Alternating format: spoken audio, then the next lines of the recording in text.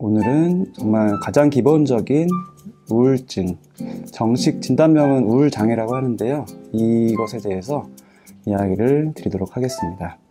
우울감, 우울한 느낌이랑 우울증이랑은 달라요. 보통 정상적인 거는 우울감이에요. 당연히 살다 보면은 일시적으로 우울할 수 있어요. 또 조금 길게 우울할 수 있어요. 그리고 성향에 따라서 좀 우울한 성향도 있어요. 근데 여기 중요한 구분이 뭐냐면 물에 빠지진 않았어요. 바닥에 이렇게 땅이 있고 바위가 있고 자기가 숨도 쉴 수 있고 조금 물에 들어가긴 했지만 자기 의지로 자기 나름의 극복 방법, 뭐 운동일 수도 있고 뭐 취미생활일 수도 있고 사람들을 만나는 걸 수도 있고 푹 쉬는 걸 수도 있고 이런 걸 통해서 이제 자기가 나름대로 극복을 했다가 힘들어지면은 다시 또 좀 내려갔다가 이런 식으로 좀 왔다 갔다 하는 게 보통 일반적인 사람이죠. 당연히 정상이에요. 그리고 이런 게 필요하기도 해요. 만약에 이런 우울감을 전혀 경험하지 못한 분이 있다. 항상 긍정적이고 편안하기만 한 분이 있다. 그분이 사회생활할 때 되게 좋을까요? 반대로 정신과 의사가 우울감을 한 번도 경험해보지 못한 항상 편안하고 항상 차분하고 항상 긍정적이고 이런 분이 그렇지 않은 분들을 상담하고 그분을 이해할 수 있을까요? 사회생활도 마찬가지고 그래서 이런 기복이 어느 정도 있는 게 사회성에 굉장히 중요한 요인이기도 하고 그런데 우리나라의 문화가 나의 감정, 정서 상태를 표현하는 게 굉장히 터부시돼요. 특히나 우울하거나 약간 뭔가 안 좋은 것 같고 좀 흔히 이런 얘기를 하죠. 어른들은 우울해 배가 부르구나. 요즘 좀 살만하구나. 나는 우울할 틈이 없었어. 이런 거 얘기 많이 들으셨을 거예요. 우리나라의 문화가 그런 심리적인 갈등을 표현하는 문화가 아니에요. 숨기고 왠지 심리적인 갈등이 있으면 좀 부족한 사람? 이런 느낌. 그래서 이제 한국의 어떤 정서가 한이라는 게 많이 있죠. 한. 그것도 일맥상통한다고 이제 생각이 되고 한국인들의 고유한 특성이 있어요. 우울증 진단 기준에는 없는데 한국인들의 많은 우울증 양상 중에 굉장히 두드러지는 게 뭐냐면 신체 증상이에요. 쉽게 말씀드리면 어디가 아픈 거예요. 배가 아프고 머리가 아프고 등이 아프고 허리가 아프고 막 쑤시고 근데 병원 가서 검사하면 이상 없고 이런 게 이제 신체 증상인데 참 사람이 신기한 게 마음의 갈등을 표현하지 못하고 그것을 공감받지 못하면 어딘가라도 표현하려고 해요. 그게 뭐냐면 바로 몸으로. 몸이 어디 아픈 거.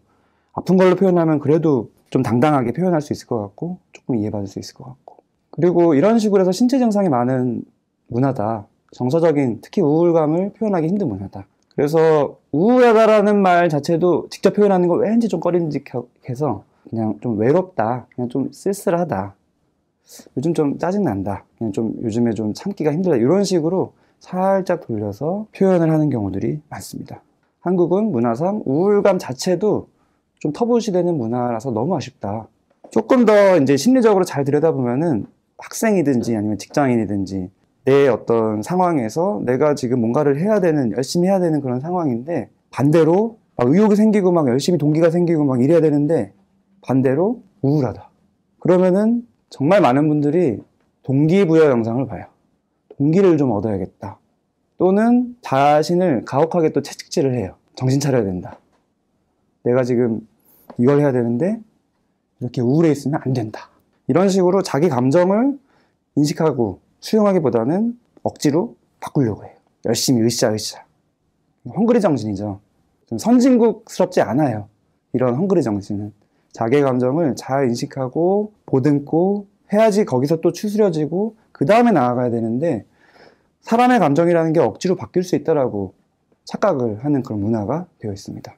왜 이런 얘기를 드리냐면 우울감이 자기가 잘 못 챙기다 보면은 그게 점점점 쌓이고 이런 식으로 해서 이제 우울증으로 또 진행되고 이런 것들이 있어서 어떻게 보면 예방 측면에서 말씀드리는 거예요. 그래서 제가 꼭 추천드리고 싶은 거는 요즘 우울하다 이런 감정이 드실 때는 채찍질하지 마세요.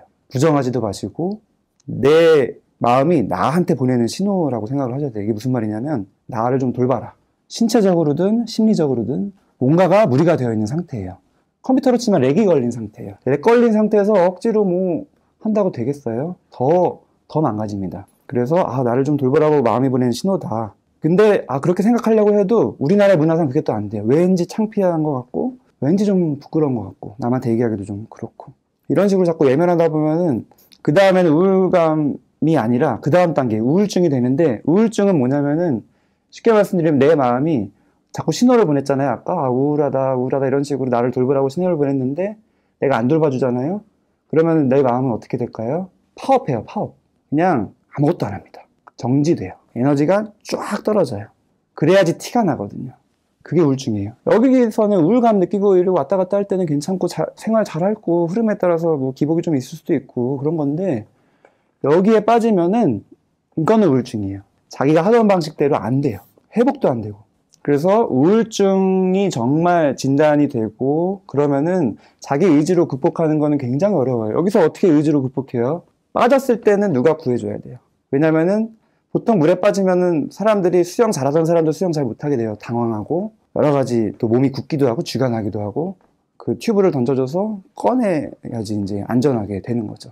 우울증은 무조건 전문적인 치료를 받아야 된다 이 얘기를 드리는 건 아니라 의지로 극복하는 게 거의 불가능에 가까울 수 있다라는 거를 아셔야 돼요. 그래서 다른 사람들이 뭐 우울증이 있을 때 정말 하지 말아야 될 말, 의지가 약하다. 의지랑 전혀 상관없어요. 자기 스스로를 볼 때도 내가 우울증이 걸린 건 의지가 약해서 우울증이 걸린 거고, 우울증에서 빠져나오지 못하는 것도 의지가 약해서 그러지 못하는 거고. 이 구분이 대략 되시죠? 자기 자신을 잘 돌보셔야 되고 항상 내 마음에 내가 편이 되어줘야 돼요. 왜냐면은 내 마음을 제일 잘하는 사람은 나라서. 사람들이 착각하는 거가 굉장히 많은 진단 기준 말씀을 구체적으로 드리겠습니다. 왜냐면은 뭐 인터넷에 검색해보면은 자가진단 이런 것도 많고 진단 기준 검색하면 나오는데, 이게 제가 보여드리겠지만 진단 기준이라는 게 전문가가 정말 여러 가지를 판단해서 보지 않으면 그냥 귀에 걸면 귀걸이, 코에 걸면 코걸이에요.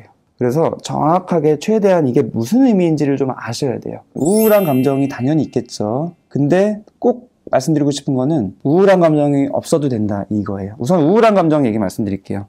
우울한 게 뭐지? 이것도 애매하거든요. 근데 이제 정신과 교과서에 정확하게 나와 있는 우울이라는 그 표현을 좀 우선 말씀드릴게요. 정서적으로 슬픈 느낌을 갖는 거, 울 것 같은 느낌, 좀 울먹울먹한 느낌. 그래서 이제 진단 기준, 자가 진단 기준 같은 거 보면은 좀 울 것 같다 또는 눈물이 난다 이런 것도 있어요. 눈물 자체가 진단 기준은 아니지만 우울한 감정이라는 게 정서적인 거고, 뭔가 슬픈 느낌, 우울한 느낌, 그 다음에 낙담. 특히 청소년인 경우에는 우울감이 아니라 이자극성이라고 해서 영어로는 irritability인데 굉장히 좀 예민해져요. 짜증을 많이 내고 좀 탁 건드리면 빵 터질 것 같은 그런 흥분 상태. 이런 감정까지도 포괄할 수 있는 게 이제 우울감이고, 굉장히 중요한 게 너무너무 심하면은 우울감 자체가 또 안 느껴지고 아예 감정이 없는 상태가 돼요. 인사이드 아웃에 그게 나오죠. 무감정 상태. 감정 불능증이라고 하는데, 그거 역시도 우울한 게 너무 심하고 감정이 너무 힘들면 그냥 아예 그냥 다운돼 버려요. 감정 인식이. 왜 그럴까요? 역시 이것도 심리적으로 보면은 자기를 지키기 위해서 너무너무 힘든 감정이 있으면 자기 나름대로 그걸 자기를 지키기 위해서 그냥 안 느껴져요. 그래서 무감정. 슬프지도 않고 기쁘지도 않고 아무런 감정이 없는 상태. 지금 말씀드린 이 두 가지는 굉장히 중요해요. 왜냐하면 이 두 개 중에서 하나는 꼭 있어야 되거든요. 우울증을 진단하려면. 슬픔, 우울함 이런 거 하나도 없어도 우울증으로 진단할 수 있는 이유는 이게 있으면 돼요. 흥미가 떨어진 거. 흥미와 즐거움 상실이 뭐냐면은 아까 이제 우울도 마찬가지예요. 이게 진단 기준이 굉장히 명확한데 거의 매일, 거의 하루 종일 우울한 거. 그 다음에 이 우울한 거는 나도 느낄 수 있지만 나는 못 느껴도 가족이 봤었을 때 우울해 보인다. 요즘 너무 슬퍼 보인다. 막 눈이 글썽글썽한다. 그래서 정신과 진단을 할 때는 본인도 중요하지만 가까이 있는 가족이 부연 설명을 해주는 게 굉장히 진단에 도움이 돼요. 왜냐하면 본인은 잘 몰라도 옆에서 봤었을 때 보일 수가 있거든요. 평상시랑 달라질 수 있거든요. 자기는 잘 몰라도 옆에서 봤었을 때는 이 달라진 거를 더 명확하게 알 수도 있거든요. 이 흥미와 즐거움 상실인데 이거 역시도 거의 매일, 거의 모든 것에 흥미가 감소되고 나는 괜찮은데 옆에서 봤었을 때 뭔가 달라졌다. 예전에 자기가 좋아하던 그 취미도 안 하려고 하고 재미도 없고 원래 가지고 있던 취미에 흥미가 떨어져요. 그 다음에 또 다른 말로는 의욕이 없다. 매사에 의욕이 없다. 하기가 귀찮다. 뭔가가 다 짐이 되는 것 같다. 직장인분들은 일하기 싫어져요.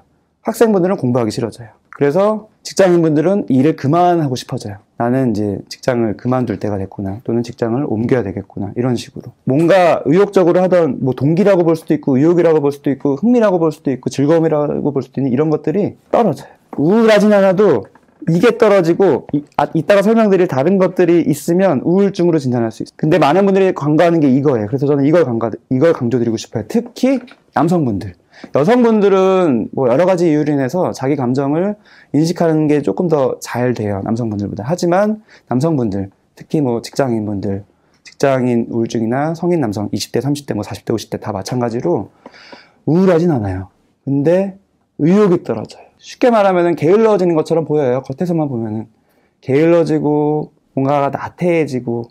근데 구분을 하셔야 돼요. 원래 게을렀던 사람이 있어요. 원래 성향이 게으르고 좀 나태하고 그런 사람이 아닌데 원래 안 그랬던 사람인데 갑자기 요즘에 그렇게 게을러 보이고 뭔가 의욕이 확 떨어져 보이고 나를 스스로 볼 때도 그렇다 하면은 자책할 게 아니에요. 채찍질할 게 아니에요.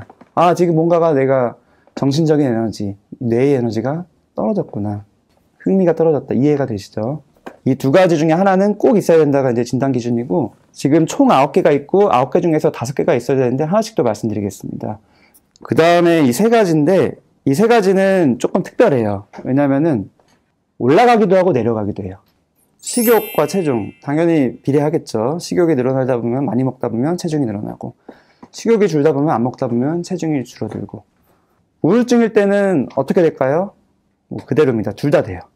식욕이 떨어져서 밥을 좀 안 먹게 되면서 체중이 쭉쭉 빠져요. 보통 한 달에 한 2, 3kg 이상씩 빠집니다. 한 달에 5% 정도 변화 있는 거를 기준으로 하는데 많은 분들은 뭐 한두 달에 10kg 빠지는 분들도 있고 다이어트 이런 거 안 했을 때를 기준으로 해요. 굉장히 중요하죠. 진단 기준에도 나와요. 식이요법을 안 하는데 체중 감량이 된다. 체중이 증가가 한다. 또 청소년이나 어린아이 같은 경우에는 점점 자라는 상황이니까 그런 기대되는 만큼 갑자기 안 자란다. 이 기울기가 줄어든다. 이렇게 볼 수도 있고. 그래서 요즘에 입맛이 없고 뭔가가 체중이 줄어드는 분들 또는 반대로 자꾸 단 거 또는 자극적인 음식을 자꾸 먹게 되면서 체중이 늘어나는 분들 단기간에 한두 달 사이에 몇 킬로 이상 뭔가 몸에 변화가 나타나는 거. 이거 진단 기준이에요. 잠 역시도 화살표대로 잠이 많아지기도 하고 줄어들기도 해요. 많은 분들이 불면증만 생각을 하거든요. 근데 반대가 있다는 걸 좀 강조드리고 싶은 게 꽤 많아요. 잠이 늘어요. 의학적으로는 한 사람이 7시간 이상 자야 되고 선진국은 한 8시간씩 자는데 우리나라 사람들 이제 어떤 통계 같은 거 보면 6시간도 잘 안 자는 그런 것들이 꽤 있죠. 특히 학생들도 그렇고 직장인들도 그렇고. 정신 건강에 안 좋거든요. 신체적인 건강에도 안 좋고. 잠이 변화가 되는데 불면증은 조금 이따 말씀드리고 우선은 과수면이라는 게 있어요. 잘 모르셨던 걸 우선 말씀드리고 싶다. 과수면. 하루에 막 15시간씩 자요. 거의 뭐 밥 먹고 잠만 자는 분들도 있고 계속 잠이 와요. 이러는 것도 역시 우울증의 증상일 수 있다는 거를 꼭 말씀드리고 싶습니다. 과수면, 과면증이라고 하는데 그 다음에 이제 좀 더 잘 알고 계신 불면증도 당연히 있죠. 불면은 크게 나누면 3개예요. 양상이 처음에 시작하는 잠이 안 온다. 누웠는데 보통 30분 정도 안에 잠이 오는 게 이제 정상인데 30분을 지나서 1시간도 되고 2시간도 되고 그때 이제 핸드폰 들면은 끝이죠. 그런 식으로 처음에 잠이 안 온다. 그 다음에 잠이 중간에 깬다. 한 2-3시간 자다가 중간에 깬다. 정상적으로는 뭐 한 번 정도는 잠깐 깼다가 또 바로 잘 수 있어요. 뭐 화장실을 갈 수도 있고 그런데 더 자주 깨거나 또는 한 번 깼는데 그 다음에 잠이 안 오거나 그때부터 또 막 1시간이 걸리거나 2시간이 걸리거나 이렇게 중간에 깨는 잠. 그 다음에 3번째로는 아침에 내가 일어날 시간이 있는데 그 시간보다 훨씬 빨리 깨져요. 새벽에. 내가 원래 한 7시, 8시쯤 일어난다 치면은 5시, 6시, 심지어 4시 이런 식으로 빨리 깨져요. 그게 내가 일부러 부지런해지려고 깨지는 게 아니라 잠이 깨고 그때부터는 잠이 안 오고. 불면증이라는 게 이렇게 종류가 있고 그런 양상에 맞춰서 또 약도 다 다르고 이런 식으로 치료를 합니다. 그 다음에 이 3번째 정신운동이라는 게 조금은 생소하실 거예요. 이걸 좀 자세히 말씀드릴게요. 이거 역시도 늘어났다가 줄어들었다가 하는데 사실 늘어나는 거는 아니고 흥분하는 건데 표현은 제가 이렇게 했어요. 우선 감소하는 거 먼저 말씀드릴게요. 정신적인 운동 에너지가 있습니다. 정신적인 운동 에너지가 뭐가 있을까요? 생각하는 거. 속도가 너무 느려져요. 생각의 속도가. 당연히 생각의 속도가 느려지기 때문에 책을 봐도 평상시에는 뭐 1시간에 볼 걸 막 2-3시간이 걸려도 안 보여요. 공부도 잘 안 됩니다. 앉아만 있고. 당연히 직장에서도 일이 안 됩니다. 업무 처리가 안 돼요. 생각이 느려져서. 아까 제가 말이 느려졌다고 말씀드렸잖아요. 단순히 이 말하는 행위만 느려진 게 아니라 그 이면에 말을 하기 위해서는 머릿속에서 생각이 먼저 있어야지 그걸 말로 하는 건데 생각 자체가 느려져요. 그래서 말도 느려지고 생각도 느려지고 실제로 몸의 움직임도 느려져요. 걸음걸이도 느려지고 행동도 느려지고 움직임도 적어지고 잘 안 하게 되고 에너지가 다 떨어지는 거예요. 그 다음에 반대로 이제 흥분되는 상태가 있습니다. 우선은 이 얘기 드리기 전에 우울증과 반대인 조증, 오늘은 조증을 다루는 건 아니지만 조증 얘기를 잠깐 드리면 조증은 반대예요. 이 정신운동 에너지가 확 올라가요. 그래서 말이 빨라져요. 왜냐하면 말만 빨라지는 게 아니라 생각이 빨라져요. 확 여러 가지 생각이 막 들고 책을 봐도 집중이 너무 잘 되고 아이디어도 막 번뜩번뜩 떠오르고 생각이 막 돌아갑니다. 이게 되게 좋을 것 같죠. 그래서 오히려 경조증 있는 분들이 치료를 잘 안 받아요. 왜냐면 좋으니까. 아이디어도 많이 떠올라서 사업도 막 벌이고 갑자기 누가 생각나서 연락도 하고 막 얘기를 하고 싶고 별로 안 친한데 막 말을 하고 싶고 이런 식으로 정신운동 에너지가 증가하는 게 이제 조증인데 감소하는 게 우울증이고 우울증일 때는 감소만 되는 게 아니라 또 흥분되기도 해요. 초조. 자꾸 이렇게 가만히 있지 못하고 자꾸 왔다 갔다 합니다. 그런 경험 해보셨을 거예요. 내가 너무 스트레스 받고 우울하고 이럴 때 집에서 자꾸 빙빙 노는 거예요. 빙빙 돌아요. 이쪽 끝에서 갔다가 저쪽 끝에 갔다가 왜 그런지는 모르겠는데 내 몸이 자꾸 움직여요. 그거는 정신운동 에너지가 초조하다라는 거예요. 초조하고 긴장되고 좌불안석이라고 하기도 하고 이제 그런 건데 손도 막 움직이고. 그 다음에 두 가지는 피로. 게을러 보이는 것도 있지만 실제로 피곤해요. 에너지가 줄어들고 피곤하고. 되게 희한하죠? 피곤한 게 우울증 진단 기준이에요. 몸이 피곤한 줄 알았는데 만성 피로인 줄 알았는데 피곤합니다. 몸이 더 쉽게 피곤해지고 피로를 느끼고 당연히 직업적인 능률이 감소되고 피곤한 거, 무기력해지는 거, 에너지 떨어지는 거 다 마찬가지고 제가 강조드리고 싶은 거는 이거예요. 집중력이 떨어지고 우유부단해지고 결정을 못하고 요즘 말로 결정장애처럼 이 뇌로 하는 에너지가 떨어지기 때문에 집중이 안 돼요. 생각이. 그래서 공부도 안 되고 일도 잘 안 되고 대화를 할 때도 자꾸 놓치고 딴 생각도 아니에요. 그냥 멍해지고 그래서 자꾸 깜빡깜빡 되고 계속 컴퓨터 말씀드리지만 렉 걸리는 거 똑같습니다. 그 다음에 결정이 잘 안 돼요.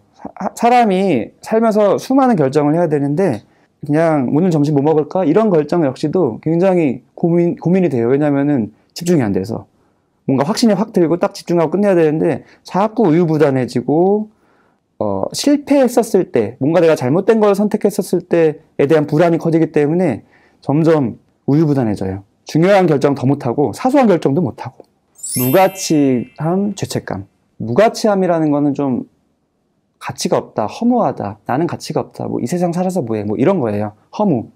그 다음에 죄책감은 그냥 사람이 잘못해서 느끼는 죄책감은 죄책감을 말씀드리는 게 아니라 부적절한 죄책감. 부적절한 죄책감은 뭐냐면은 내가 잘못 안 했는데 잘못했다고 여기는 거예요. 거의 망상 수준으로 가기도 하는데 내가 지금 이렇게 힘든 거는 내가 지금까지 잘못 살아서야. 내가 못난 사람이라서. 그때 언젠가 내가 걔한테 좀 험한 말을 해서 걔가 조금 상처받은 것 같은데 내가 그거를 너무 잘못해서 내가 지금 이 지경에 빠진 거야. 막 이런 식으로 굉장히 크게 확장해서 죄책감을 느낍니다. 과도한 죄책감. 이게 또 이어져요. 이렇게 허무하다, 또 나는 뭔가 되게 잘못된 사람이다, 너무너무 잘못했다 이런 식으로 되다 보면은 이어지기도 합니다. 죽음에 대한 생각으로. 죽을까봐 걱정돼. 이 죽음에 대한 공포는 아니에요. 그거는 제외하고 그냥 자꾸 반복적으로 죽음에 대한 생각이 들어요. 그냥 죽는 것 자체에 대한 생각도 들고 자살하고 싶은 생각이 들 수도 있고 계획을 할 수도 있고 시도를 할 수도 있고요. 다 포괄해서 죽음과 관련된 것이 이제 진단 기준에 있습니다. 그리고 지금 이 모든 게 다 거의 매일이에요. 1, 2번 중에서 둘 중에 하나는 있고 총 합해서 5개 이상 있으면 우울증으로 진단합니다. 근데 중요한 게 있어요. 예를 들어서 이번 주 동안 내내 내가 이게 다 있어요. 우울증일까요? 아닐까요? 사람이 살면서 잠깐 다운될 수도 있고 이런 것들이 다 경험될 수 있어요. 스트레스 많이 받을 때도 있을 수 있고. 근데 기간이라는 게 있어요. 얼마나 지속되냐면은 2주일. 기간이 딱 명시되어 있어요. 2주일. 일주일은 우울증으로 진단은 안 해요. 한 3, 4일도 우울증으로 진단 안 하고 좀 기다려요. 그 다음에 나름대로 이런저런 걸 하면서 회복되는 거 봐요. 그 다음에 2주일이 꽉 차야지 우울증으로 진단하고 치료를 해요. 물론 칼같이 하는 건 아니에요. 뭐 13일이면 어떡할 거냐? 당연히 치료 그때 합니다. 내일도 뻔할 거기 때문에. 예를 들어서 이게 다 있었는데 2주 동안 있었는데 직장 생활 잘하고 가정 생활 잘하고 사회생활 잘해요. 우울증일까요? 아닐까요? 정신과에 있는 진단 기준 중에 굉장히 많이 공통되는 게 바로 이건데 일상생활에 지장이 있어야 돼요. 사회적인, 직업적인 심각한 고통이나 그런 지장이 있어야 돼요.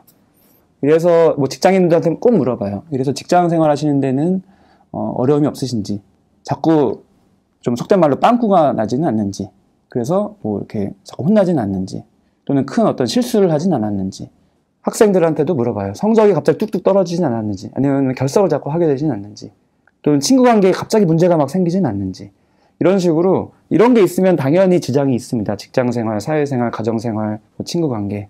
주부인 경우에는 역시 살림이나 뭐 또 육아나 이런 나의 일상에 지장이 있는 거를 굉장히 중요하게 봐요. 지장이 있는지 없는지. 이런 게 좀 있어도 내가 할 거 잘한다. 우울증 아니에요. 이해가 되시죠? 진단 기준은 아니지만 또 흔한 증상들이 많아요. 동반이 많이 되는. 이거를 말씀드릴게요. 몸이 어디로 아픈 게 나타난다. 과민성 대장 증후군도 비슷한 거고, 소화가 안 된다, 변비가 일어난다, 반대로 설사가 일어난다, 검사해보면 이상 없다. 이런 식으로. 머리가 아프다, 검사해봤는데 이상 없다. 신체 증상. 그 다음에 일중 변동은 뭐냐면은, 이제 우울증, 아까 그런 증상들이 언제 심하냐면요. 하루에 변동이 있어요. 아침에 일어났을 때가 제일 심해요. 아침에 일어났을 때 너무 힘들어 하세요. 아침에 물론 일어나기도 힘들고, 눈은 떠 있는데, 정신은 깨 있는데 일어나는 것 자체가 안 되고, 그냥 그 자리에 계속 있고 싶기도 하고, 그 다음에 우울증에 흔히 불안이 많이 동반되는데, 아침에 굉장히 많이 불안해 하시기도 하고, 초조해 하시기도 하고, 아까 말씀드린 부정적인 생각도 아침에 막 몰아치기도 하고, 그러니까 하루를 시작하기가 너무 버겁고, 짐이 되고, 그러다가 오후가 되면서 조금 나아졌다가, 저녁이 되면서 좀 더 나아지다가, 이런 식으로 일중 변동이 굉장히 흔합니다. 물론 그거에 해당 안 되는 경우들도 있어요. 그 다음에 우울증이라고 해서 우울한 것만이 아니라 분노와 짜증 이런 양상으로도 많이 나타나요. 특히 청소년, 그 다음에 뭐 성인도 마찬가지. 그리고 우울증이라는 게 자책만 하는 게 아니라 남 탓도 하게 돼요. 이렇게 왔다 갔다 할 수 있습니다. 요즘에 이제 뭐 분노 조절 장애 이런 흔히 말하는 게 이제 정식 진단명으로는 간헐적 폭발성 장애라는 게 있는데, 보통 생각하는 사람들의 진단 기준하고는 달라요. 아주 가끔 확 폭발하고 평소에는 아주 잘 지내고 이런 게 있는 건데, 이 우울증은 기간이라는 게 있어요. 아까 말씀드렸지만 2주 이상이어야 되고, 보통은 치료를 안 하면 한 반년에서 1년 동안 계속 가요. 그러니까 그 기간 동안에 완전히 좀 쉽게 말씀드리면 파탄이 나요. 직장 생활도 엉망이 될 수 있고, 학교 성적 엉망이 될 수도 있고, 학점 엉망 될 수 있고, 사람들과 관계 엉망 될 수 있고, 그렇게 관계가 끊기면 집에만 있게 되기도 하고, 사회적으로 또 차단되기도 하고, 그러면 우울증은 다 나았는데 사회 불안이 또 생겨서 사람들을 만나기가 힘든 게 또 계속되고, 이런 식으로 연결이 또 되기도 합니다. 어쨌든 우울증은 그렇게 길게 가는 건데 몇 달이라는 기간이 있는 거예요. 그래서 그 기간 동안 내가 원래 안 그랬는데 요즘에 몇 달 동안 또는 몇 주 이상 굉장히 짜증이 나고 분노가 일어난다. 이런 것도 역시 생각을 할 수가 있습니다. 그 다음에 반복 생각이라는 거는 반추라고 하는 건데, 자꾸 한 가지 생각에 몰입하게 돼요. 당연히 좋은 생각은 아닙니다. 예전에 어떤 경험이나 최근에 어떤 사건이나 강박적으로 자꾸 떠올리면서 부정적인 생각을 돌고 하게 되는 거예요. 헤어나올 수가 없어요. 굉장히 힘듭니다. 그 다음에 자존감 당연히 떨어지겠죠. 부정적인 생각을 하게 된다고 말씀드렸는데, 나 자신에 대해서 부정적인 생각을 하는 거니까. 나의 존재 자체에 대해서. 그다음에 망상도 같이 많이 이루어져요. 망상이라는 게 꼭 어떤 조현병이나 조울증에만, 양극성 장애 1형에만 있는 게 아니라 심한 우울증에도 망상이 있어요. 죄책 망상이라고 하기도 하고, 심하면은 뭐 환청도 같이 있어요. 우울증 역시도 심한 우울증.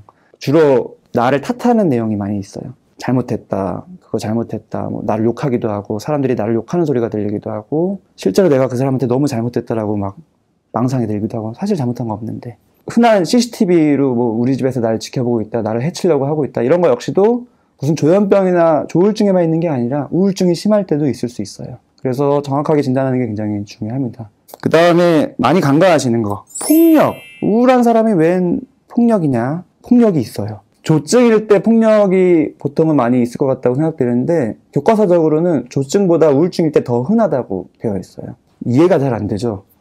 분노가 일어나니까 폭력을 할까? 뭐 그렇게 볼 수도 있는데, 우울증의 원인을 따져보는 것 중에서 본래 사람이 가지고 있는 징후나 공격적인 성향 이런 거를 좀 억압했을 때, 너무 억압했었을 때 우울증이 된다, 이런 어떤 이론이 있는데, 실제로 상담을 많이 하다 보면 꽤 많이 해당이 돼요.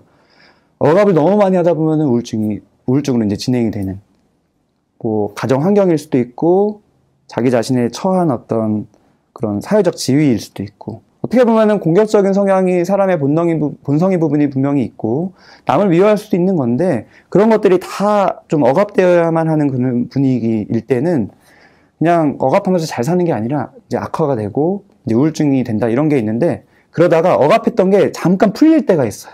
그때 확 참았던 게 확 폭발한다, 이렇게 보시면 돼요. 그래서 보통 저 사람이 안 그런 사람인데 요즘에 갑자기 나한테 이런 짜증을 낸다 하면은 분노자절장애 아니야, 뭐 이런 식으로 볼 게 아니라, 혹시 이분이 좀 우울증은 아닌가? 또는 나 자신을 볼 때도 우울증은 아닌가? 이런 식으로 이제 보셔도 될 것 같아요. 또 연결된 이야기인데, 자살이라는 것도 역시 나를 살해하는 거잖아요. 근데 우울증일 때 자살만 있는 게 아니라 타살도 많아요. 폭력의 연장이죠. 흔히 우리가 뉴스에서 접할 수 있는 거는 엄마가 아이와 함께 동반 자살하는 거. 이거는 타살이에요. 자살도 있지만 타살. 아이를 죽이는 거. 이해가 안 되잖아요. 근데 우울증일 때 타살이 꽤 흔해요. 어떤 게 흔하냐면, 가족이나 평소에 내가 사랑하던 사람이 대상이 되어요. 가까운 사람에 대한 공격성이 되어서 이제 동반 자살을 하게 되는 타살, 그런 식으로도 많이 일어납니다. 그래서 폭력도 있고, 타살도 있고, 자살도 있고, 우울증이라는 게 흔히 이제 알듯이 뭐 힘도 없고 계속 다운돼만 있고 그런 게 아니라, 이런 충동 조절이 안 돼서 욱 하고 튀어나와서 화를 낼 수도 있고 폭력으로 할 수도 있다는 거를 꼭 말씀을 드리고 싶어요. 이렇게 억압됐던 게 잠깐 풀렸을 때 폭력으로 나타난다고 말씀드렸는데, 자살도 언제 제일 많이 일어나냐면요, 우울증 너무 심할 때는 자살이 안 일어나고요, 우울증 너무 심하다가 살짝 회복됐었을 때가 제일 위험해요. 왜냐하면 너무 심할 때는 힘이 없어요. 아무런 의욕도 없고. 근데 조금 살짝 회복됐었을 때 힘이 생겨요. 그래서 실행으로 옮깁니다. 그래서 그때 더 주의를 해야 돼요. 우울증이 생각보다 심각할 수도 있다라는 이제 생각을 좀 하셨을 텐데, 진짜 심하면 어떻게 되냐, 이걸 좀 말씀드릴게요. 이번 병동에서는 이제 많이 보게 됩니다. 레지던트 때도 종종 봤는데, 혼수 상태가 돼요. 혼수성 우울증이라고 하는데, 보통은 이제 심하면은 표정이 완전히 굳기도 해요. 그냥 무표정한 게 아니라 여러 데 막 찌푸려져 있고, 이마에 막 주름이 있고. 혼수성 우울증은 아예 못 움직여요. 자기가 움직이기 싫어서 못 움직인 게 아니라 그냥 못 움직여요. 진짜 혼수처럼. 의식은 있을까요? 의식도 혼미해져요. 대소변은 가릴까요? 못 가려요. 당연히 못 먹죠. 그냥 두면 어떻게 될까요? 당연히 사망하겠죠. 그러니까 치료를 합니다. 입원해서 영양을 공급하고, 밥을 못 먹을 때는 강제 급식을 합니다. 코로 이제 튜브를 꽂아서 음식물을 집어넣는 거죠. 그래서 우울증이 너무 심한데 식사 거부를 하시는 분들이 있어요. 나는 먹기도 싫다, 정말 아무 의미 없다, 사는 건 의미가 없고 죽고만 싶다, 이런 분들 입원을 해요. 밥을 안 먹어요. 단식합니다. 그럼 어떻게 할까요? 강제로 먹여요. 저는 이제 처음에 그런 걸 접했을 때 되게 좀 충격이었는데, 그게 치료적이기 때문에, 살려야 되기 때문에 강제로 코로 튜브를 해서 영양을 공급합니다. 정맥으로 하는 건 또 한계가 있을 수 있어서 우선은 코로. 그러면 당연히 뽑겠죠. 나는 죽고 싶으니까. 어떻게 할까요? 또 사지 결박을 잠깐 합니다. 하는 동안에. 왜냐하면 살려야 되니까. 근데 제가 중요한 얘기 말씀드릴게요. 억지로 살았다. 심한 우울증에서 회복됐다. 이런 분이 나중에 이제 회복돼가지고 우울증이 다 회복된 다음에 나를 살린 병원이나 의사나 원망할까요? 원망 안 해요. 굉장히 고마워합니다. 왜냐면은 우울증 상태였을 때는, 너무 심한 상태였을 때는 이 생각이 부정적인 생각만 있어요. 아주 협소하게. 나는 너무너무 못났고, 나의 과거도 최악이었고, 나의 미래도 앞으로 최악일 거고, 아무런 소망이 없고, 이 삶은 의미가 없고, 그럼 어떻게 해결해요? 삶을 리셋해야지. 그런 식으로 해결책이 없어요. 다른 거는. 그냥 죽는 것밖에 없다라는 생각밖에 못해요. 협소하게.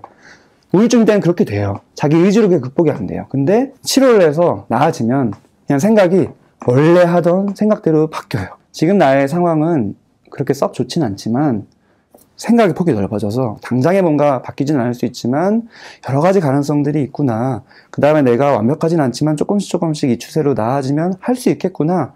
자신감도 생기고, 자신감도 역시 생각이라는 거고, 자존감은 갑자기 떨어졌던 것도 좀 회복되고, 사람의 생각이라는 게 그렇게 중요한데 지금 나의 현 상태에서의 생각이 나의 영원한 생각이 아니에요.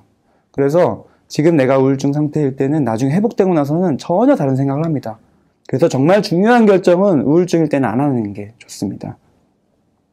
내가 스스로 우울증을 조금이라도 개선해보고 싶거나 조금이라도 예방해보고 싶을 땐 뭘 하면 좋을까요? 라는 질문을 다들 하실 거예요. 근거가 있는 거, 정말 정신과 의사들이 연구를 많이 해서 이런 전문적인 치료 말고 누구나 생활습관 교정으로 약물만큼 치료 효과가 있는 거, 흔하게 제일 적용할 수 있는 거 딱 하나 있어요. 뭘까요? 운동이에요. 흔히 사람들이 알고 있는 여러 가지 식품이나 영양소나 이런 것들의 근거 수준을 다 따져봤을 때 약만큼 근거가 있다라고, 우리가 바로 적용할 수 있다라고 하는 거 딱 하나, 운동. 그래서 운동을 가장 강조하는 과는 재활의학과도 아니고요. 정신과라고 저는 생각을 합니다.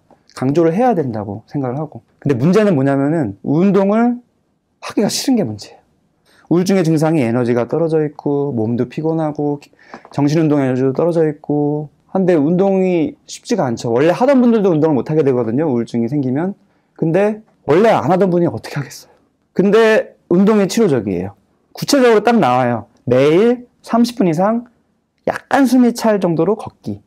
기본적으로는 모든 운동이 다 도움된다라고 되어 있는데 정확하게 표현하자면 딱 이렇게 또 되어 있고, 한 가지 예를 드릴게요. 우울증이 너무 심해서 입원을 했어요. 아예 혼수 상태는 아니지만 정말 움직이기 싫어하고 말을 잘 안 듣고 이런 분들, 우울증으로 입원까지 하셨으니까 정말 푹 쉬세요. 저는 안 건드리겠습니다. 노터치 하겠습니다. 이렇게 치료할까요? 아니에요. 그렇게 하면 치료가 안 돼요. 억지로 일으켜서 억지로 한 바퀴 돌고 오게 해요. 정말 가혹하죠. 근데 그게 치료적이라서 하는 거예요. 그래도 침대에 자꾸 누워요. 몸을 어쨌든 간에 몸을 움직여야 되는데 에너지가 떨어지니까 이제 자꾸 눕게 돼요. 그렇게 자꾸 누울 때는 어떻게 할까요? 침대를 이렇게 세워요. 침대를 이렇게 딱 세팅을 세워봐요. 이렇게 세워지거든요, 침대가.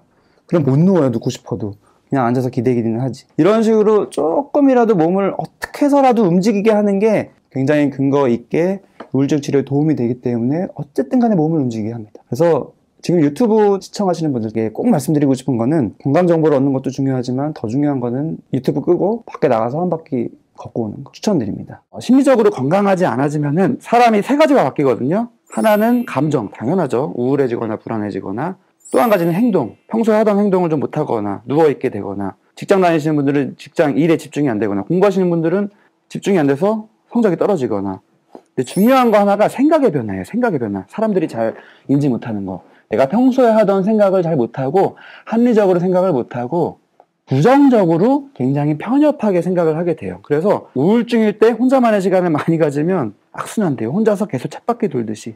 혼자만의 생각이 우울증일 때는 점점 악순환될 수 있다. 혼자 생각하는 것보다는 다른 사람한테 얘기를 하는 게 더 좋다라는 얘기를 좀 드리고 싶습니다. 이 생각과 감정과 행동이 우울증일 때는 바뀌는데, 그래서 살자로 이어지기도 하는데, 문제는 의지로 극복할 수가 없다는 거예요. 약한 정도의 우울감이라면 내가 평상시 취미생활이나 스트레스 해소법으로 해결할 수가 있지만, 진짜 우울증이라면 스스로 안 돼요, 해결이. 그때는 도움을 받아야 되는데, 도움 방법은 크게 나누면 상담 아니면은 약이죠. 근데 급한 불은 상담은 좀 시간이 길게 걸리기 때문에 약이 필요하고, 약을 복용하면은 이 우울증이라는 거, 또 살자에 대한 충동이라는 것 자체가 뇌에 있어요. 뇌. 우울증도 마찬가지고 살자 충동도 마찬가지고, 이 뇌의 호르몬이 변화되는 건데, 이 호르몬 변화의 결과로 생각이 편협해지고 부정적으로 되고, 감정도 내가 아무리 좋은 감정 느끼려고 해도 자꾸 슬퍼지고 우울한 감정, 불안한 감정 쪽으로 들고 공포 쪽으로 들고 행동도 내가 아무리 열심히 뭔가 운동도 하고 사람도 만나고 싶지만 다 귀찮아져서 그냥 집에만 있게 되고 근데 의지로는 안 되는 게 약을 복용하고 호르몬이 바뀌면 희한하게도 생각이 바뀌어요. 내가 아무리 노력해도 안 되던 게 어떤 분들은 며칠 안에 어떤 분들은 뭐 1, 2주 안에 길어야 2에서 4주 안에 내가 너무 부정적인 생각만 항상 맴돌았는데 아무런 노력도 안 하고 그냥 약만 복용했을 뿐인데도 조금은 더 멀리 보게 되고 조금은 더 객관적으로 나를 보게 되고 조금은 더 긍정적인 생각도 하게 되고요. 감정도 마찬가지고요. 햇빛 많이 보면 좋아집니다. 왜냐면은 광치료라고 있어요. 광치료. 햇빛을 쬐면은 좋아지지만 인공 조명을 이용해서 하루에 한 30분 정도 쬐면은 우울증이 회복되는 게 이제 치료법으로 있는데 실제로 저희가 일상에서 햇볕을 정기적으로 쬐기가 쉽지가 않아요. 특히 현대인들은. 왜냐하면 일찍 출근해서 퇴근하면은 햇볕이 없어요. 출근할 때도 깜깜하고요. 퇴근할 때도 깜깜해요. 햇볕을 못 쬐다 보면은 감정이 세로토닌 호르몬이 불균형해서 점점 힘들어집니다. 우울증도 쉽게 찾아오고. 그래서 가을, 겨울 이제 햇볕이 점점 적어질 때 우울증도 많이 일어나고. 그래서 운동하는 게 효과가 있는데 밖에서 운동하는 게 효과가 있는 거. 운동이 아니라면 밖에 그냥 있자. 햇빛이라도 쬐자.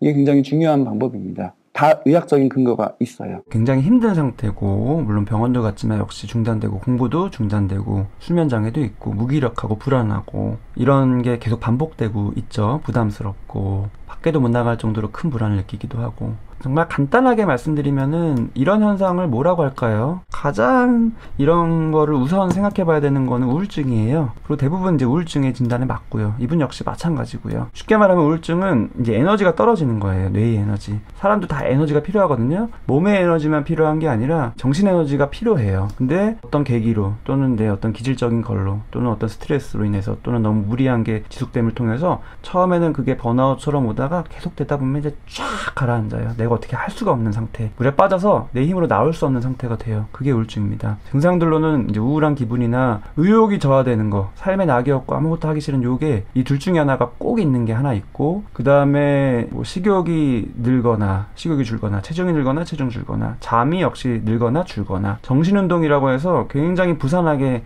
많은 생각이 들면서 초조해지거나 반대로 생각이 느려지고 아무 생각이 안 나거나, 그 다음에 몸이 굉장히 피곤해지거나 집중이 안 되고 기억력도 떨어지고 사소한 결정도 잘 못하겠고 우유부단해지고, 그 다음에 내가 굉장히 자존감 낮아지는 것처럼 무가치하게 여겨지고 염세적이 되고, 그 다음에 죄책감, 자책감이 느껴지고, 이게 심해지면 이제 죽음과 관련된 생각들도 하고, 이제 이런 것들이 우울증인데요. 이게 이제 표면적으로 우선은 말씀해 드리고 싶은 게 이런 현상이라는 걸 꼭 이해하셔야 되고, 지금은 이미 이게 너무 반복됐기 때문에 꼭 치료를 받으셔야 돼요, 꾸준히. 근데 이제 사연에서 말씀해 주신 것처럼 약물치료 위주로 받아도 그냥 가서 뭐 긴 상담하는 것도 아니고 그냥 가서 약 받아오고 되는 그것만으로도 너무 가는 게 벅찬 분들이 있어요. 진짜 힘든 거예요. 저도 이런 경우들을 많이 봅니다. 그냥 가기만 하면 되는데 꾸준히 약만 어느 정도 이상 먹고 좀 유지하면 참 좋은데 그게 안 되는 거예요. 에너지가 너무 떨어져서 그거 한번 가는 것도 너무 부담스러운 거예요. 집 밖을 나오는 것조차 부담스럽고, 뭐 병원 가려면 또 뭐 교통수단도 이용해야 되고 사람들도 마주해야 되고 참 힘든 게 느껴질 수 있습니다. 그 다음에 여기 사연 중에서 진짜 힘든 상태라는 표현이 저는 느껴져요. 매일매일이 너무 괴롭다라고 얘기하신 이 표현은 아무나 하는 표현이 아니에요. 진짜 힘든 거예요. 매일매일이 너무 괴롭다. 이 상태로 매일매일 지내면 내일에 대한 희망이 없어지죠. 그래서 아침이 시작되는 것도 싫고, 그래서 아침에 그 부담감, 하루를 시작하는 것에 대한 부담감, 불안감이 너무 크고, 무게감이 너무 어깨를 짓누르고 괴롭고, 아무나 하는 표현이 아닙니다. 굉장히 힘든 상태. 핸드폰을 자꾸 하게 된다. 핸드폰 많이 하는 것도 내는 이렇게 지금 뭐 공부도 해야 되고 힘든데 뭐 핸드폰만 하고 이게 아니에요. 이렇게 자책을 하시는 분들이 많은데 이거는 결과예요. 나의 어떤 의지나 이 마음가짐의 문제가 아니라요, 결과예요. 결과. 에너지가 떨어져 있다라는 현상이에요. 그래서 우울증에 걸리면 많이들 그렇게 되세요. 그냥 게임에 많이 몰입하게 되거나요, 핸드폰에 많이 이제 몰입하게 되거나 술에 많이 몰입하게 되거나. 그게 왜 그럴까요? 에너지가 떨어져서 뭔가 집중해서 생산적인 거를 할 수가 없는 거예요. 근데 핸드폰은 그냥 멍하게 아무 생각 없이 할 수 있는 거잖아요. 게임도 마찬가지고요. 그 다음에 그렇게 결과인 측면이 하나 있고요. 그 다음에 또 하나, 내가 이렇게 힘든 상태에서 잠시나마 좀 외면하고 회피할 수 있는 수단이 되기도 합니다. 게임도 마찬가지, 술도 마찬가지. 내 현실로부터 조금 외면할 수 있고 회피할 수 있는 수단. 그게 뭐 회피는 좋은 거냐 안 좋은 거냐 이걸 따질 게 아니라 결과라는 거예요. 내가 지금 그것밖에 할 수 없는 그만큼 힘든 상태라는 거예요. 그래서 그런 결과인데 그걸 가지고 또 자책하는 식으로는 더 내 감정이 힘들어지기 때문에 그 감정을 해결하기 위해서 더 에너지가 들고 그러니까 더 무기력해지는 식으로 악순환이 됩니다. 그래서 뭐 예능으로 도피했다라는 분도 계시고요. 이제 수험생분들이 이런 분이 진짜 많아요. 저는 수험생분들을 많이 보는데 장수하시는 분들, 수능에 대해서도 이렇고요. 이제 공시에 하시는 분들도 정말 이 사연과 비슷하신 분들도 많이 저는 접합니다. 사실은 근본적으로 내가 에너지 떨어져 있는 상태에서 이걸 억지로 자꾸 하려고 하다 보니까 안 되는데 계속 시도하는 거예요. 그게 이제 본인이 스스로 안 되는데 자꾸 하려는 것도 분명히 있고요. 또 이제 이 사연처럼 가족 때문에 가족에 대한 부담감 때문에 표면적으로라도 수험생의 그런 신분, 공부를 해야 하는 모습을 보여준다는 것 자체가 또 의미가 있기 때문에 자꾸 이렇게 하게 될 수가 있습니다. 아무것도 안 하는 상태를 보여주기가 너무 싫은 거예요, 가족들한테. 사실 나는 지금 정말 효율적으로 시간을 쓰기 위해서는 뭔가 나의 회복에 먼저 집중하고 그 다음에 또 집중해서 내 할 걸 해야 되는데 그렇게 순차적으로 할 마음의 여유가 없는 거예요. 나 스스로도 없고 또 가족에 대한 시선도 있고 또 외부 가족뿐만 아니라 또 주변 사람들이 나를 바라보는 시선도 있고요. 그 다음에 또 이 관계가 굉장히 악화가 돼요. 우울증 증상이 생길 때 집중력이 떨어지고 공감 능력이 떨어지기 때문에 상대방과 상호작용을 무난하게 하기가 쉽지가 않아요. 그래서 막 다툼도 많이 생기고 오해도 많이 생기고 내가 과민하게 또 부정적으로 상대방의 말이나 행동을 해석해서 그걸 또 어필하면 또 상대는 그게 아니니까 아니다 하는 게 또 세게 나오면 나는 또 상처받고 이런 식으로 다투게 되다가 극단적으로 헤어지게 되는 경우들이 많습니다. 연인 사이의 이별도 많고요. 친구 관계의 절교도 많고요. 그러면 또 좌절됩니다. 사연에서처럼 그게 또 내 탓인 것처럼 나는 관계마저도 제대로 못한다 이런 식으로 생각이 되고 그 다음에 직장에서도 업무 효율이 많이 떨어집니다. 집중력이 떨어지고 기억력이 떨어지기 때문에 업무가 1시간 할 거를 하루 종일 해도 못하는 경우들이 많아요. 그러니까 사연에서도 야근을 정말 자주 하게 되고 근데 그게 내가 에너지가 떨어져서 그런 증상으로 인한 현상이라고 생각을 안 하고 나의 능력이 이 정도밖에 안 되나 또 자책하게 되고 근데 이런 식으로 자꾸 자책하는 거 역시 증상이고 우울증에 계속 악순환. 증상을 능력이라고 오해하면서 악순환되는 거예요. 그리고 생각도 부정적으로 흘러간다라고 저도 많이 말씀드렸는데 역시 이제 미래에 대한 생각. 이제 수험생이면은 이제 시험을 내가 합격할 거냐 불합격할 거냐 이거 역시도 공부를 어느 정도 했는데도 안 될 것 같은 느낌, 틀릴 것 같은 느낌. 공부를 하는 과정 중에도 하나라도 이해를 못하면 이게 시험에 나오고 그걸 틀리면 또 떨어지고 이런 식으로 부정적으로 계속 생각이 또 흘러갑니다. 그거 역시도 증상이고 지금까지는 표면적인 얘기를 좀 드렸고요. 우선은 에너지를 올리기 위해서 도움을 받아야 된다. 약물치료도 꼭 필요합니다. 이게 오래되셨고 본인 의지로 될 게 아니에요. 등산 같은 운동 뭐 여러 가지 노력을 많이 했는데도 안 되는 거예요. 본인이 부족해서 안 되는 게 아니라 지금 에너지가 완전 없는 거예요.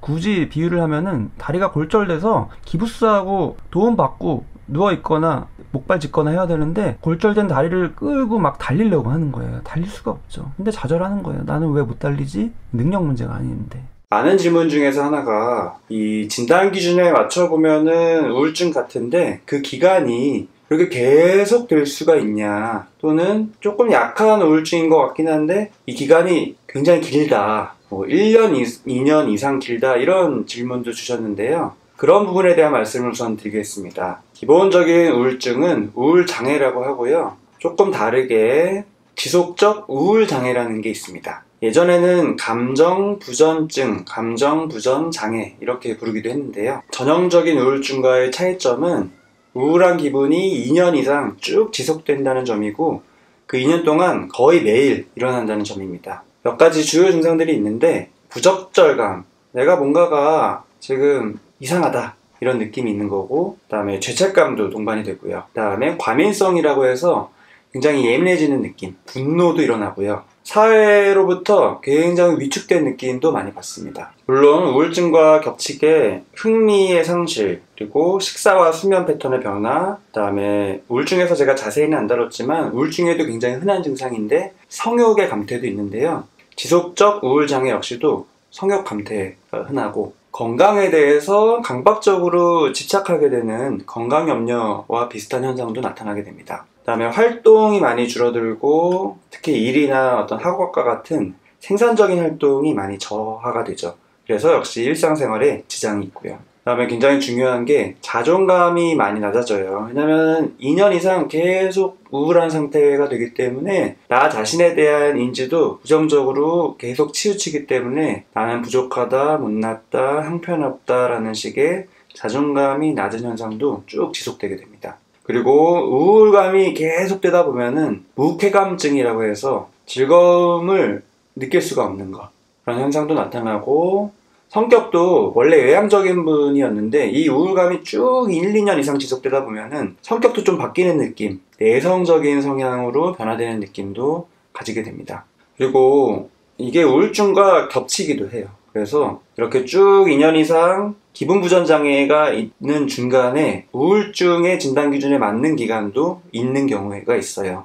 그런 겹친 거죠. 이런 경우를 이중 우울증이라고 합니다. 그리고 이렇게 이중 우울증인 경우에는 이게 치료와 회복이 조금 더 어려운 면이 있습니다. 예후가 나쁘다고 보통 표현을 해요. 이런 게 지속적 우울 장애고, 개념 설명을 대략 드렸는데 정확한 진단 기준도 물론 있습니다. 최소 2년 이상 거의 매일 하루 종일 우울한 기분이 지속된다라는 게 굉장히 중요한 특징이고요. 그 우울한 기간 동안에 여러 가지 증상들 중에서 2가지 이상이 나타나야 되는데, 이게 뭐냐면은 식욕의 변화죠. 우울증과 마찬가지로 식욕이 늘거나 식욕이 줄거나, 그리고 잠의 변화, 잠 역시 늘거나 줄거나, 그 다음에 역시나 우울증의 진단 기준이던 에너지가 줄어든 느낌, 피로, 그리고 낮은 자존감. 이게 우울증에는 진단 기준은 아니지만 흔한 증상이었는데 지속적 우울장애에서는 낮은 자존감이 진단 기준에 있습니다. 그리고 집중력이 떨어지고 결정하기가 힘든 것, 그 다음에 무망감이라고 해서 허탈하다, 허망하다 이런 느낌이죠. 이런 6가지 중에서 2가지 이상이 그 우울한 기간에 같이 있을 때 지속적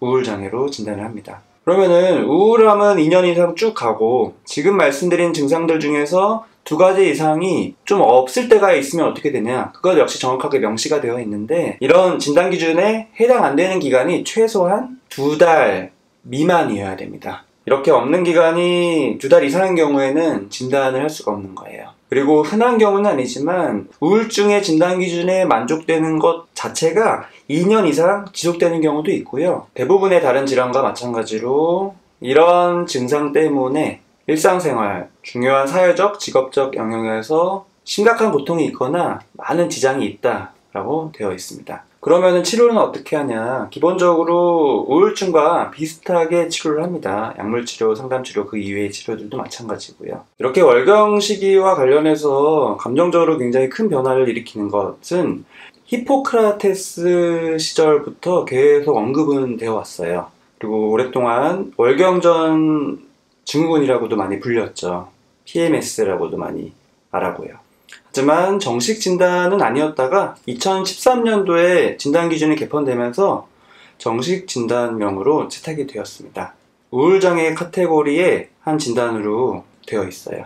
생각보다 많은 분들이 이렇게 월경과 관련된 감정적인 어려움을 겪습니다. 여성의 한 70%에서 90% 정도가 이러한 증상으로 고통을 받는다라고 되어 있고, 그 중에서 정말 이게 심해서 너무 힘든 경우가 2%에서 10% 정도 된다고 되어 있습니다. 이렇게 심한 경우가 월경전 불쾌장애에 해당이 되는 거죠. 그러면 왜 생기냐라는 부분은 굉장히 복잡해요. 그래서 타고난 부분도 있고 생물학적인 또 신경 전달 물질, 그리고 뇌 자체의 영향 때문에 월경과 관련된 감정적인 어려움이 나타난다, 뭔가가 불안정해진다 라는 가설도 있지만, 그런 거는 어떻게 할 수가 없는 부분이죠. 그래서 제가 주로 관심을 두고 상담을 할 때 어떻게 도와주면 좋을까 하는 부분에 있어서 관심을 많이 가지게 되는 원인은요, 개인의 어떤 가치관인데요. 월경에 대한 또는 여성이라는 부분에 대한 스스로의 가치관, 인식이 이 월경전 불쾌장애에 미치는 영향이 크다라고 하는 견해도 있습니다. 예를 들어서 월경 자체를 굉장히 부정적으로 보는 태도도 되고요. 그 다음에 이 여성, 즉 성이라는 것 자체를 굉장히 부도덕하다라고 보는 그런 가치관이 있죠. 어떻게 보면은 성적으로 많이 보수적이고, 그래서 많이 억압되고, 그게 심리적인 갈등에 많은 요소로 작용을 하고요. 그게 또 개인의 부분만이 아니라 어떤 종교적인 신념, 그리고 그 사회, 그 집단의 가치관, 그 다음에 문화적으로 그 사회에서 여성에게 주어지는 그런 여성으로서의 역할, 이런 것들에 대한 압박감, 고정관념, 편견, 가치관, 이런 것들이 맞물려서 이 월경전 불쾌장애의 증상들에 영향을 미친다라고 되어 있는 견해가 있습니다. 저도 실제로 우울증 환자분들을 상담하다 보면은 월경전 불쾌장애에 맞물리는 부분들이 많이 있고요. 저도 실제로 이 월경전 불쾌장애 환자분들하고 상담을 하다 보면은 이런 경우들을 발견하게 되는 것 같아요. 그래서 상담을 할 때도 이런 게 증상에 영향을 주겠구나 라는 생각을 가지고 그런 부분들을 스스로 조금 편하게 여길 수 있도록 조금씩 도와주는 역할을 하고 있습니다. 그러면 어떤 증상들이 있을까요? 흔하게는 우울해지고요. 그 다음에 감정의 기복이 커집니다. 그리고 굉장히 불안해지기도 하고 우울증처럼 흥미가 쫙 떨어지기도 해요. 그 다음에 집중력도 떨어지고 역시 마찬가지로 수면 습관과 식습관이 그 패턴이 변화되기도 합니다. 그럼 조금 다르게 신체적인 증상들도 있어서 머리가 많이 아프고 유방통, 그 다음에 몸이 붓는 부종 같은 것들이 같이 경험됩니다. 이게 월경 중에 나타나는 건데 배란기 직후에 생기고 점점 심해지다가 월경 직전에 최고조에 달하고 월경이 시작되면서 점차 줄어드는 양상입니다. 그래서 보통은 월경 직전에 굉장히 불안해지고 감정이 불안정해지고 과민해지고 예민해지고 왠지 모르게 굉장히 짜증나고 불쾌하고 이런 것들이 있고요. 그 다음에 동반된 증상으로 화가 자꾸 나고 연장선상에서 어떤 대인관계에 있어서 문제가 자꾸 생깁니다. 그리고 우울하다 못해 막 절망스럽고 자기 비하를 많이 하게 되고 내가 이러다가 뭔가 나 스스로의 감정을 조절하지 못할 것 같은, 행동을 조절하지 못할 것 같은 통제가 안 되는 느낌도 받습니다. 신체 증상이 또 다양해서 두통이나 유방통 이외에도 관절통도 있고요. 근육통도 있고 체중이 증가되는 것도 흔한 현상입니다. 이것 자체도 괴로운데 이 여파로 인해서 주변 사람들과 굉장히 문제가 커지는 게 중요한 점이에요. 특히 여성분들이 이제 엄마분들이 많은데 아이와의 관계 그리고 남편과의 관계가 이 시기 때마다 굉장히 문제가 커진다. 저도 많이 경험을 합니다. 상담하면서 이 월경 직전만 되면은 예민해지고 짜증이 나니까 아이한테도 그런 짜증을 많이 내게 되고요. 남편에게도 역시 마찬가지고요. 그래서 이것 자체가 내가 괴로운 것도 물론 힘들지만 이 여파가 진짜 많이 힘들다. 이런 고충들이 많이 있으십니다. 그리고 일하시는 분들은 또 이맘때 직장에서 또 문제가 자꾸 생겨요. 감정적으로 어려우니까 일에도 효율이 떨어지죠. 집중력도 떨어지고 예민해지니까 직장에서 사람들과 관계에도 문제가 생기고 일의 효율성도 떨어지고요. 그러면 어떻게 진단을 하냐? 진단 기준 역시도 명확하게 되어 있는데요. 딱 한 번 월경 기간에 이런 현상들이 나타나는 거는 진단을 하지 않고요. 최소한 2번 이상의 월경 주기 동안에 이런 증상들이 월경 시작 직전 주간 동안에 나타나고 월경이 시작되면서 수일 이내로 감소가 되는 양상, 그리고 월경이 끝나면 사라지고, 많은 경우에 우울과 불안이 동반되기 때문에 실제로 우울증이나 불안장애와 함께 진단되는 경우가 많습니다. 좀 오래 가는 경향이 있어요. 만성적이라고 하죠. 폐경 때까지 점점 심해지는 양상이다가 폐경이 되면은 당연히 증상이 사라지겠죠. 그래서 가만히 있으면 굉장히 반복되면서 자신과 주변 사람들을 많이 힘들게 하는 경우들이 있어서 치료를 하는데 어떻게 치료할까요? 우선 약물은 크게 2가지입니다. 항우울제가 이런 여러 가지 감정적인 변화를 안정되게 하는 효과가 있고요. 또 기본적으로 배란과 관련된 호르몬 변화가 주요 원인이기 때문에 이 호르몬 변화를 없애는 거죠. 그래서 경구피임제 복용으로 치료를 하는 경우가 있습니다. 그 이외에도 비타민이나 미네랄 같은 것 섭취도 도움이 된다라고 되어 있어요. 그리고 아까 말씀드린 대로 어떤 성적인 부분, 여성이라는 부분, 월경이라는 부분에 대해서 상담을 통해서 편안하게 스스로 인식할 수 있도록 도와주는 것도 치료적으로 도움이 많이 됩니다. 뒤로 잠깐 내려가서 좋아요 한 번만 눌러주시면 저한테 도움이 많이 되고요. 다른 분들도 많이 시청을 할 수가 있는 기회가 됩니다.